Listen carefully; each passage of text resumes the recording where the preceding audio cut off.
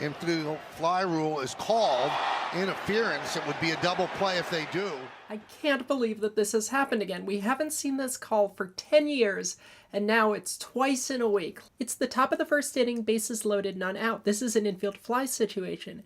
If the batter hits a fly ball that can be caught by an infielder with ordinary effort, fair territory, the batter runner is out for the infield fly. The ball is live, and runners may advance at their own risk. High pop-up, very first pitch.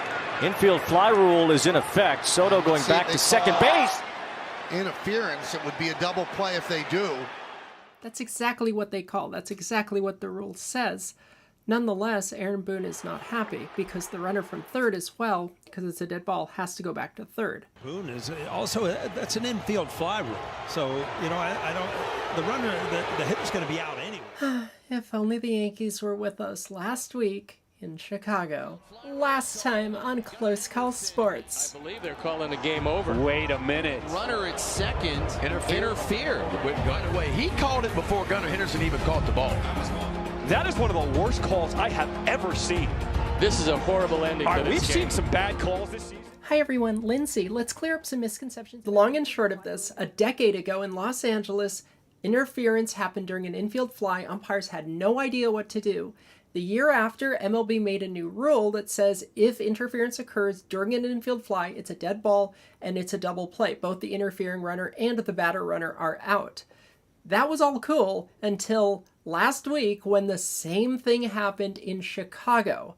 When the umpire called interference, that runner was out, and because the rule says the batter's out on the infield fly, so too was the batter. It was an inning-ending double play that just happened to be the third out of the ninth inning to end the game. So the game ended that way. It looked terrible. MLB thought, oh, that looks bad. Or Chicago made it up, I don't know, saying that MLB called them and said, we didn't have to call that. The game didn't have to end that way. There's discretion. And so many people thought that was MLB saying, oh, that's the wrong call. MLB never said that was the wrong call. They're saying the umpire's judgment as to whether that was interference may have been different because in that situation, the middle infielder caught the ball. And that's the big difference between that play and the Dodgers play. The Dodgers play, they dropped it. The Chicago play, they caught it. Okay, everyone caught up? Good. Oh yeah, the fielder dropped the ball in Anaheim. Not that that matters. It really doesn't matter because interference is called the moment that occurs. You don't wait until the ball's caught or dropped. That's part of the rule. You call it immediately. That said, in Anaheim, what could Soto have done is what Boone's arguing. Here's what Soto could have done, or any runner who's in this situation. If you stand on the base and you do not move and there is contact or whatever happens, you'll only be called for interference if the interference is intentional. That's Rule 601 penalty comment. So many rules to go over, right?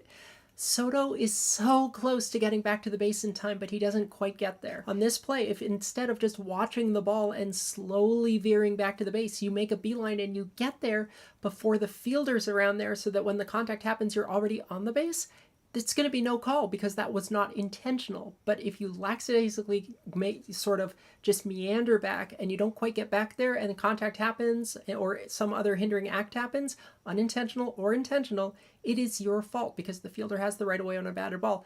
And as a runner, just one more point, there's really no advantage to being off the base in that situation because on an infield fly, the batter runner's going to be out anyway. You're no longer forced to advance. I understand the rule, Paul, but the guy has to have a path back to the base. So when I see things like this, Soto didn't have a clear path. Soto was hang out to dry. What do you do if you're Soto?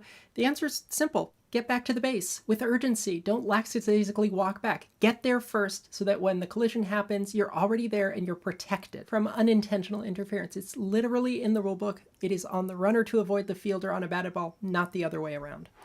Aaron Boone pointing to the second base bag, saying that Soto was not out of the baseline. I don't know what to say to that other than, what? This is obviously not an out of the base path call because there was no tag attempt. Moving on. See if they turn two. No, it hits the runner. Super wonky game. Rule 506B7. Rizzo's out for getting hit by the ball. Look at that. There's an exception for the infield fly rule if you're standing on your base. You ask, could this be a double play? The answer, if the umpires deemed Rizzo's actions willful, deliberate, or intentional. It's back to that intentional, unintentional thing. Just running into the ball is not intentional. Dead ball. This person's out for this. Batter goes to first base. Runners that are forced to advance by that advance. Everyone else returns. There's your rule. All right, I think that's the end of the weirdness for this game, so I'm going to say goodbye while I still can. See ya.